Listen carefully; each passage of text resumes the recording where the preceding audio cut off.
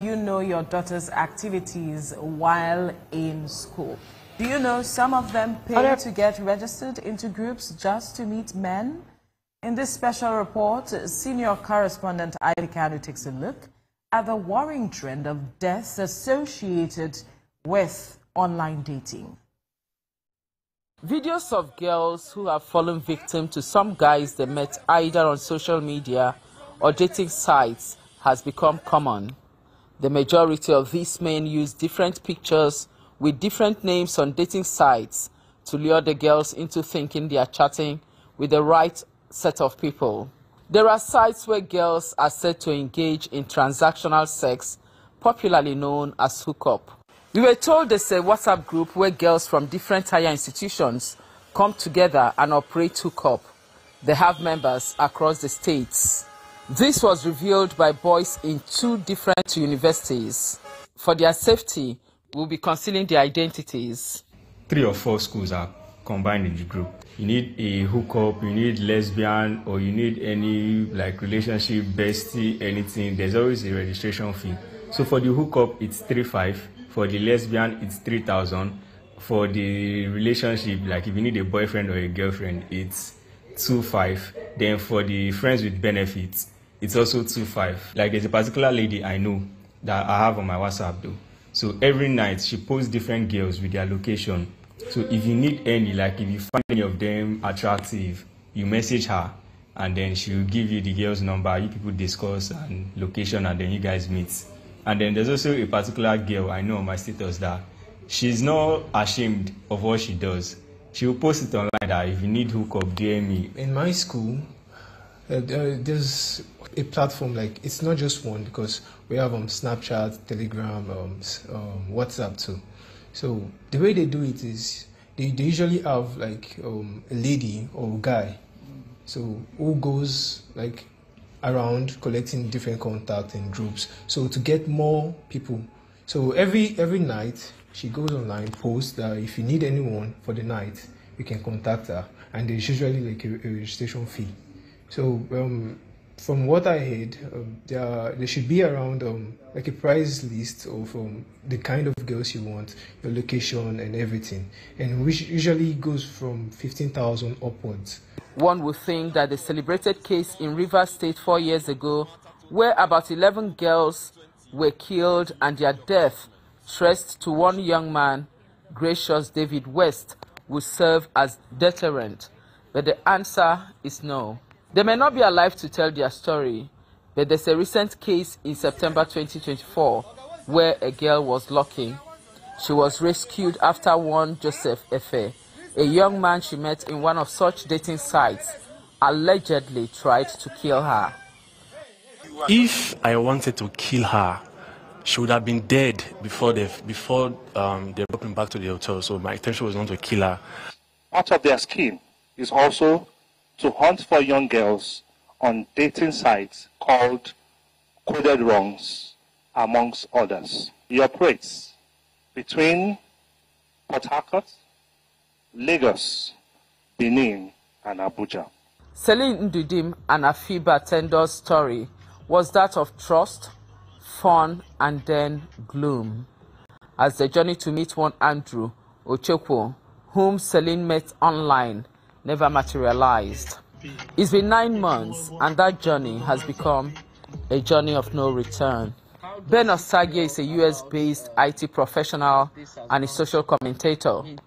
He followed the story closely from his base and gave it a sustained social media presence. I was sad because Afiba's husband he's not a Nigerian. Afiba herself is from Ghana.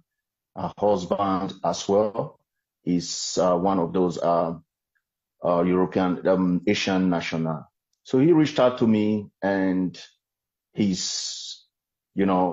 image of Nigeria was at stake, and I was touched deeply. What saddened me so much was that why there are Nigerians there trying to help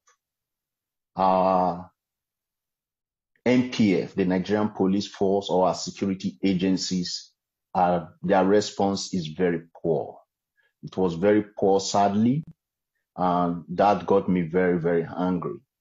I expected that the Inspector General of Police, who had made promise statements that he has set up a panel to look into that case, would definitely come back with a report. But up to today, there have not been any positive news on that matter. More worrisome is what is allegedly happening in some service apartments used for in-house parties. This also brings to the fore the femicide's advocacy. Femicide is defined by the United Nations as the intentional killing of a woman or a girl with a gender-related motivation. A program to measure the burden of femicide is ongoing in Lagos, and police pathologist tells us why he decided to start with the Nigerian police force. When there is a homicide, when there is a crime, according to our constitution, I'm not a lawyer, but I'm very sure it's there, you need to report to the nearest police station. When you report to the police station, the police has their usual workflow where they will send it to. They send it to the state CID, or they send it to the federal, for the first CID, where they can do proper investigation and bring the culprit to book. So we are going to use police records, and of course it's going to spread. It's going to spread. We want to see the state response to this investigation. Because most of the homicide or femicide, eventually, when the police does their investigation, they usually send it to the DPP. According to reports, 1 in 3 women is experiencing sexual, physical, and psychological abuse, including the trafficked. They are caused by intimate partners. While preparing for the project, I went through some internet search and I came across DOH's care. Between September and October, this year alone, they've counted 12, and I actually did a quick search and I realized that it's something that has been reported in the news as well. But of what importance is the collection of data, and what do they intend to do with it? When we finish, we're hoping to publish and make the data and the information available publicly so that we can start doing something about it. Because I'm very sure we are an entity with a lot of data. And this is a good way for us to even showcase what we do. Sometimes we don't necessarily can show the press, can tell people all the things you do. The police does so much. In Abuja, Kemisola Ibitoye, program manager of Fem Foundation, says social media has its merits and demerits. It's for good because we have some people that found like the love of their life on this social media platform. But unfortunately, it has become a ground for predators. It has become a ground for violence against women and girls. So this is a growing concern. She expresses worry for the girl child. I'm deeply saddened and alarmed by the rate of femicide in Nigeria, and the fact that the girl child is becoming an endangered species is the cause for a serious attention on the rise of femicide. And this has become an issue where the girl child is no longer safe. As the experts shared their thoughts on the streets, I asked young people what they think about these dating sites and if they are safe to meet new people. I want to encourage and engage our parents to take full responsibility in checking on their children and providing what they need for them so that they won't be looking for where to get it as an alternative. I think that would be the best thing to do. Parents have a lot to do as well. To me, I don't think it's really wrong like that, because my sister met her husband on Facebook and today they are happily married, you know. But then you said you want to go and meet somebody that you barely know. I think that you should make some findings about them. You don't just leave your house and go and meet a total stranger, you know. You take your time to get to know them. Even if you don't meet them, while you guys are chatting, you take your time to know them deep. There's no way you tell me you don't know them. I blame the lady doing hookup because there's something to do. They can always have something to do. You understand? If you don't have capital to start a business, you can go and learn handwork. You understand? Your own intention is that you want to go there to make money, but you don't know the intention of the person that you want to go and meet. Police Public Relations Officer, Lagos Command, highlighted some precautionary measures one can take before going to see someone they met online. it's totally bad to meet somebody for the first time and you start revealing personal information about yourself. The more the person knows about you, the easier it is for the person to harm you. So that's number one thing. Do not give personal information about yourself. And in the event that both of you agree to meet, try to choose a very neutral place. Don't do a romantic dinner. Don't do 8 p.m. Daytime, in a public place, and where possible, go with someone. The person does not have to sit at your table or on your table. The person can be 2 or 3 tables away. But let the person you are meeting know that, oh, I came with my sister, I came with my friend, but for some privacy, he's going to stay far away. Just in case I need something, she will help me hold my phone, things like that. So once the person knows that you are not there alone, you are with somebody, and then it keeps them in check. Also let somebody know where you're going to, where both of you are going to. So also let the person you are meeting know that, oh, I told my mom I'll be meeting with you. Also share the details of the person you are meeting with somebody, a loved one. So you are going to meet Mr. A.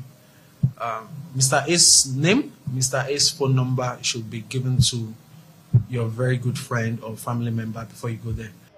The number of these dating sites are countless, but here in Nigeria, the baffling situation is there are no figures on some of these incidents linked to some of these dangerous sites. Ivy Kano, TVC News, Lagos. A really worrisome trend. In my top of my mind, I was wondering if these ladies could just invest that courage for which they reach out to people, meet people they don't know, travel and do all of that. If they could just invest that in their education or business, do better. That's right, because they can do attitude that they actually displayed. You know, I do not know what drives them. Maybe it's money at the end of the day. Maybe it's lust, or maybe they can't control their body, because it's different reasons for different people, just as we saw in that report. But I just want us to do better. You know, parents, you know, society, we should also help these people, because some of them is actually due to maybe abuse when they were growing up, and they just want to, you know, continually explore. I like the fact that you brought about the aspect of parents doing better, because you see some parents leave these children to their boyfriends to take care of. Meanwhile, the boyfriend needs a parent. So it's important that parents take charge of their role and do the needful. Anyway, it's time